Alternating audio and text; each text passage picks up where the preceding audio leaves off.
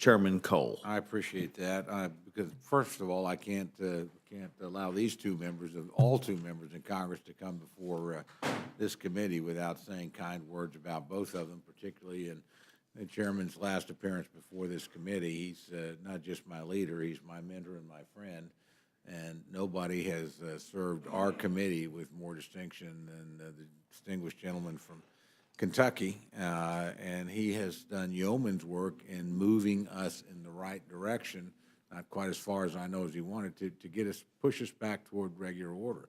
And his helpmate and partner in that has been the gentlelady from New York, who, despite their occasional differences over policy, don't disagree about process at all and what the appropriate way for this committee to operate is. And both of them have set a remarkable example of moving us. I want to really reiterate a point that the chairman made, which was all 12 bills have been reported out of this committee. They were reported out last year. They were reported out again this year. And in my view, they should have all 12 gone to the floor. It's great that we got 5. I think we got 6 or 7 last year. But that's not a decision that the chairman and the ranking member get to make. So they've done their part of the appropriations process, and they demonstrated last year, even if you can't get the bills across the floor, they could sit down and bargain an omnibus bill that gave us stability and funding for this entire year. We've actually had a pretty good year in Congress in some ways. I think the Cures bill is something we all work together on, and we're going to probably get this worded bill for the second year in a row. That's a big deal. The NDAA, the Every Student Succeeds Act, a lot of that was done because we had a framework set up, the regular orderly funding of government. Now, granted, it was done in an omnibus. It wasn't done the way either the chairman or the ranking member would have liked, but it was done. So it's unfortunate that they weren't allowed to sit down and work their magic again, in my opinion, with their counterparts in the United States Senate. I'll certainly support the bill. I mean, I agree with both the chairman and the gentlelady that allowing government to shut down and all the chaos and disruption that comes from that's just an inappropriate solution.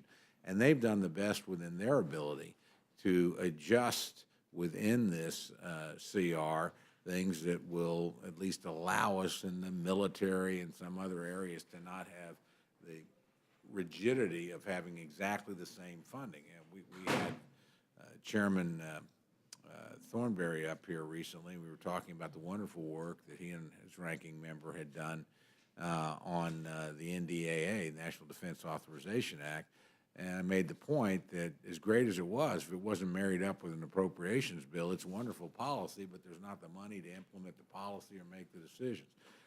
That's not your fault. That's certainly not Chairman Frelinghuysen's fault, who worked very closely with the House Armed Services Committee. That's the fault of not passing and allowing a normal appropriations bill to occur. So while I will support this bill, I'm very frustrated, as I know my chairman and my ranking member are, over us allowing this to happen. Again, this committee did its job. Congress did not do its job. The administration, my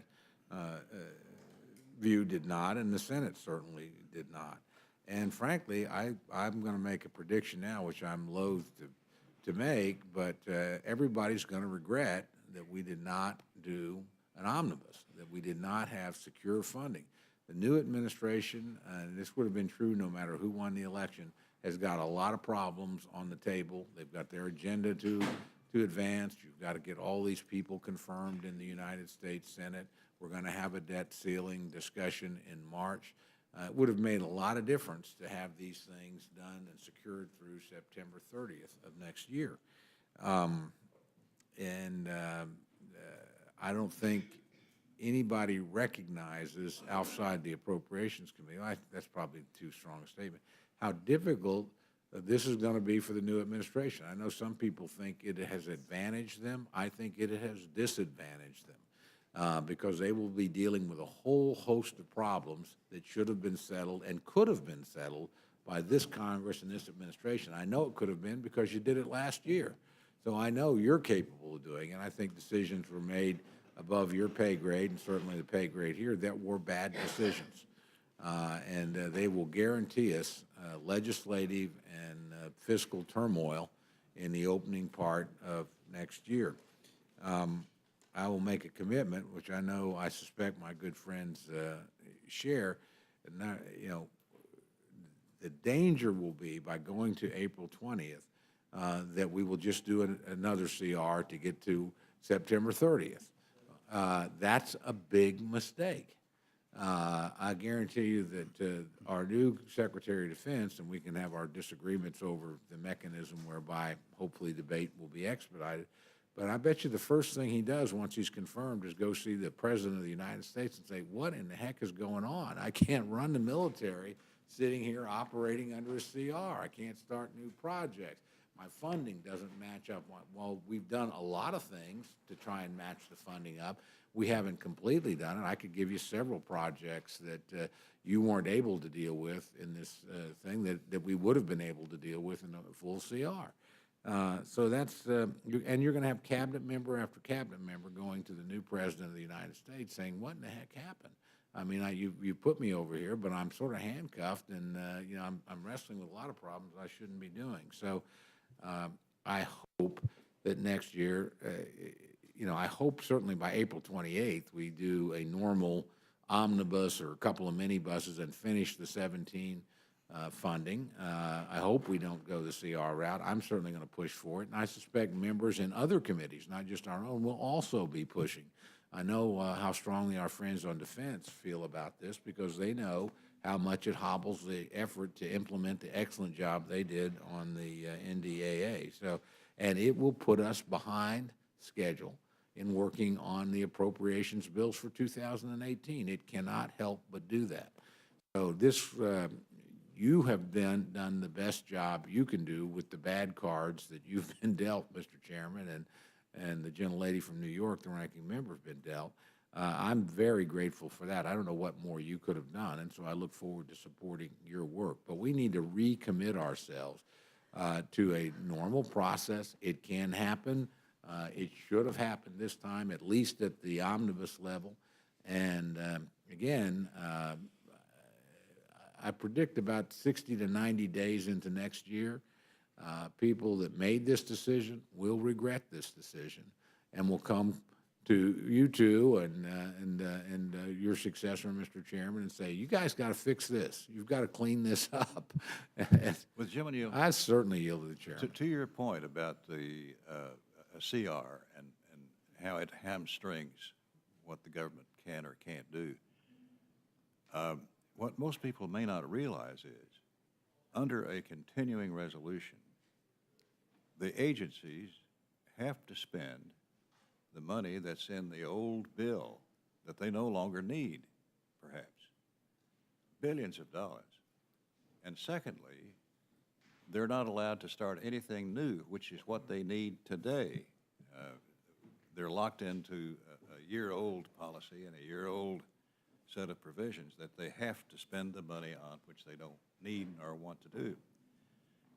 And in the military, and the DOD part especially, that's true, they cannot do new starts, even though they need it, and the troops in the field need it. They can't do it because it's a continuing resolution. So we need to pass these bills that we went through the committee with and amended and changed and argued and debated and negotiated.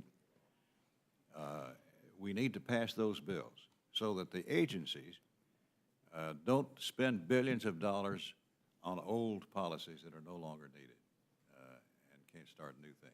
Well, or postpone things that have been authorized but cannot be funded. I can give you the Paladin artillery piece. We're modernizing about 1.5 pieces a month. There was enough money in that bill to raise it to 6, which is what we need to do to move through. And they've done the authorization work, but you're still going to be funded at enough money to do 1.5 a month, roughly. If we'd been doing these CRs back in time, our modern airplanes would be versions of the Wright brothers flyer.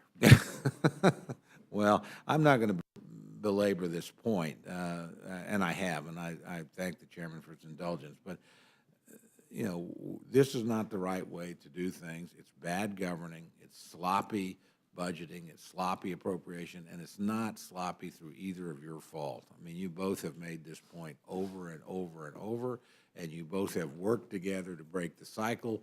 In the omnibus last year, we should have done that. We were told we were going to do that. That this will all get done by the end of the year. There'll be a series of minibuses or omnibuses. Then magically, no, we're going to wait till next year. It's a mistake. So with that, Mr. Chairman, again, I fully support the bill, and I fully thank the chairman and the ranking member for doing what they can do to mitigate what was, I think, a bad decision. And they have done that in this bill, I think, as much as is humanly possible. But the authorizing committees need to authorize. They don't need to rely on the two of you, again, to pull their bacon out of the fire. And, you know, if you're going to lead and govern, then you need to lead and govern. And you guys have done your part, but I think the rest of Congress has fallen down. So I regret that. Next year's a new year. We'll see if we can do better. And we know we can do better than this because we did better than this last year. Yield back. Thank you very much, Chairman. Yields back to time. Ms. Polis?